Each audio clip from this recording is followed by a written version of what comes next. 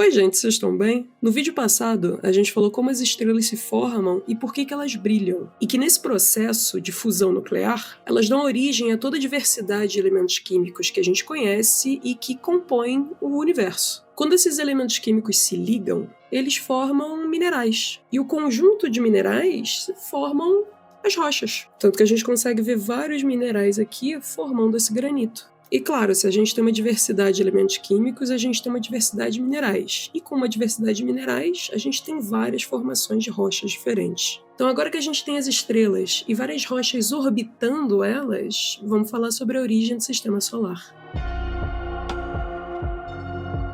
No universo, existem incontáveis estrelas. E por conta da gravidade, elas também vão se agrupando. E o acúmulo de estrelas gera sistemas que a gente chama de galáxias. E as galáxias elas podem ter formas diferentes, como elipses ou espirais. A nossa galáxia, a Via Láctea, ela é em forma de espiral. Mas como é que a gente sabe disso se a gente está dentro dela? Da mesma forma que físicos estudam a gravidade ou ondas de rádio pelo comportamento. Porque se eu estou no planeta Terra e jogar algo para cima, ele vai cair.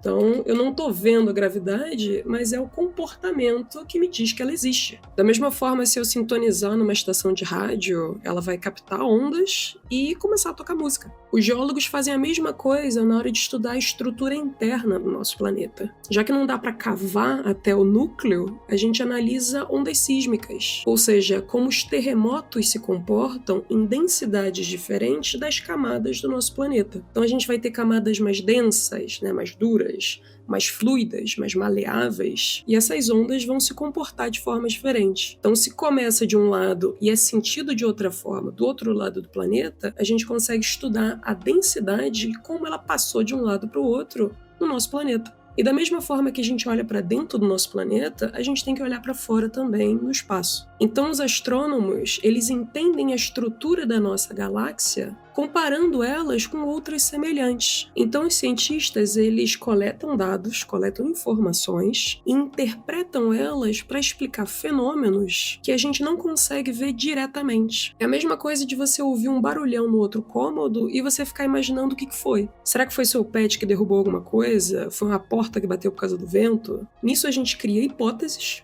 ideias, do que pode ter acontecido. E coletando informações, esse barulho foi mais agudo, foi mais grave, foi muito rápido, foi constante. Tudo isso são informações que vão me ajudar a entender o que será que aconteceu ali na sala. Então, conforme mais informações a gente vai coletando, mais a gente consegue entender o que aconteceu. Então, voltando para as galáxias, quando a gente observa um aglomerado de estrelas e seus vários formatos possíveis, a gente consegue extrair informações como o tipo de brilho, a intensidade, a frequência desse brilho, o formato que essas estrelas se acumulam. E usando ferramentas diferentes, a gente consegue extrair mais dados, talvez analisando numa frequência de luz que os nossos olhos não conseguem ver, como o infravermelho, ou usando telescópios cada vez melhores para a gente conseguir ver cada vez mais longe. Então é claro que o avanço tecnológico vai possibilitar que a gente extraia cada vez mais informações, mais dados, que permitam com que a gente refine as nossas hipóteses, refine as nossas ideias, para explicar como aquele fenômeno ocorre. E é por isso que a ciência sempre se atualiza, porque a gente gera cada vez mais informação para explicar a natureza com cada vez mais detalhe. Então, observando outras galáxias espirais, como Andrômeda ou Rodamoinho, a gente vê características semelhantes na Via Láctea, na nossa própria galáxia. Alguns aglomerados de estrelas específicos se concentram nos braços de espirais, que são regiões de formação de estrela. E a variação do brilho dessas estrelas ao longo do tempo nos ajuda a definir a distância. É como se fossem várias coordenadas, que quando a gente liga, forma um mapa. E quando a gente combina essas informações, a faixa luminosa que a gente vê no céu, na verdade é o acúmulo de estrelas concentradas no centro da Via Láctea. E por que é uma faixa? Porque a gente está no mesmo plano da galáxia. E a gente consegue ver essa faixa justamente pela densidade de estrelas, que acaba brilhando muito forte. Então, se a gente fizer um mapa tridimensional e rotacionar essa galáxia, a gente consegue ver o formato de espiral.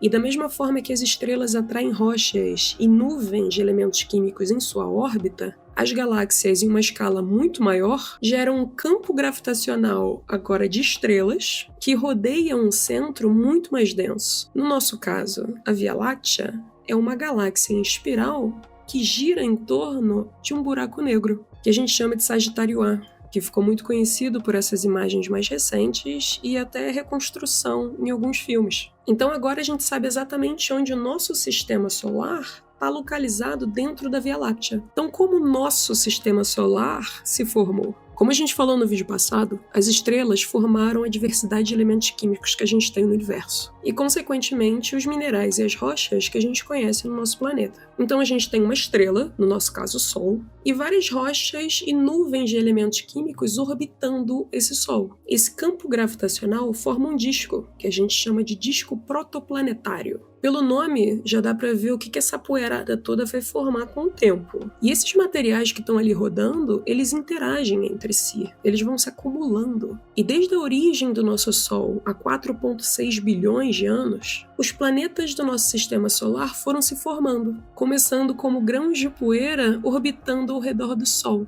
E a gente consegue estudar a origem do nosso sistema solar analisando o aglomerado desses grãos preservados em meteoritos, especificamente os meteoritos rochosos que a gente chama de condritos. E conforme eles vão crescendo, esses grãos vão se aglomerando cada vez mais, eles podem virar asteroides e até mesmo protoplanetas. Então a gente tem um disco de poeira que, conforme o tempo vai passando, esses aglomerados de grãozinhos vão se juntando, formando os planetas do nosso sistema solar. E igual na formação das estrelas, onde os elementos químicos mais pesados afundam para o núcleo delas e os mais leves ficam na superfície, também acontece essa distribuição por densidade na distância do Sol nesse disco planetário. Ou seja, os elementos químicos mais pesados eles vão ficar mais perto do Sol e os mais leves mais distantes. Então os planetas rochosos, Mercúrio, Vênus, Terra e Marte, eles são mais próximos do Sol. E os gasosos mais distantes. Tanto que Mercúrio, o planeta mais perto do Sol, tem 70% da sua composição de metal, como o ferro e o níquel.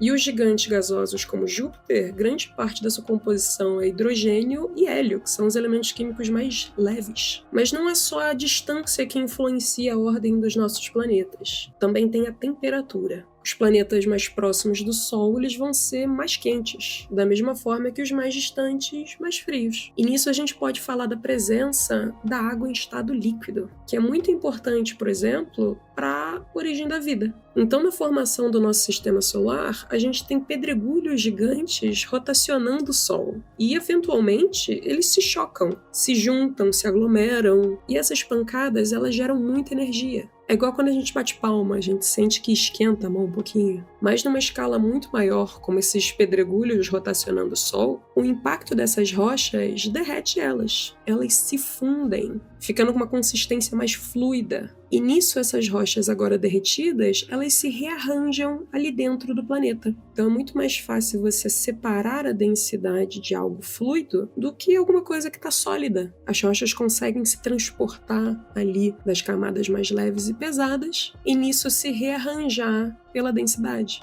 Então os pedaços mais densos eles vão afundar para o núcleo, e os mais leves eles vão boiar para a superfície. Então agora esses protoplanetas têm uma dinâmica interna, por conta dessa energia de impacto que ativou esse motor. Como se o planeta fosse vivo e o magma é o sangue, transportando esses elementos químicos pesados e leves de um lado para o outro, porque agora tem energia para mexer isso tudo. E conforme o tempo vai passando, esses planetas vão se resfriando. Igual quando a gente faz um bolo, a superfície ela pode até estar sequinha, douradinha, craqueladinha, mas a parte interna ela pode estar meio mole ainda. E nisso, se você colocar um queijo ali dentro, ele pode afundar para dentro do bolo, por conta dessa diferença de densidade que a massa fluida permite esse transporte. E enquanto ainda tem energia dentro desses protoplanetas, ou seja, calor, esses elementos químicos continuam sendo transportados pela dinâmica interna através da densidade. Então esses impactos eles foram muito importantes para a evolução do próprio sistema solar.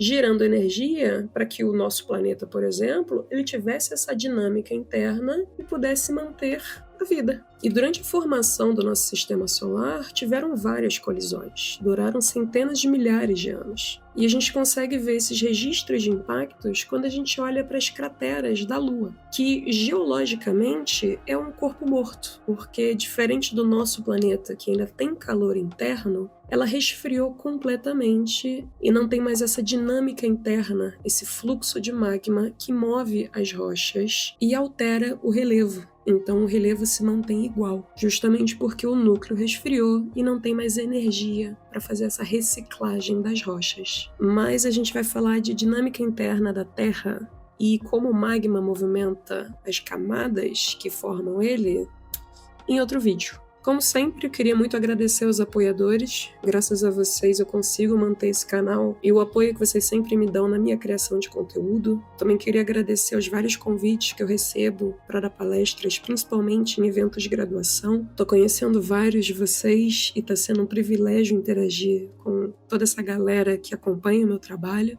Muito obrigada por assistir até aqui e a gente se vê no próximo vídeo, tá bom? Então, tchau!